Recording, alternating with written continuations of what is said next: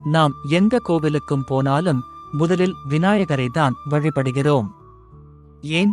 இதுக்கு பின்னால் உண்மையான காரணமும் அறிவியல் ரகசியமும் இருக்கு. அவருடைய உருவ அமைப்புதான் காரணம். பெரிய தலை, பெரிய சிந்தனை, தெளிவான முடிவு என்பதற்கான அறிகுறி. வட்டமான முகம் மனதை அமைதியாக செய்யும். பெரிய காதுகள் அதிகம் கேள், குறைவாக பதில் சொல்.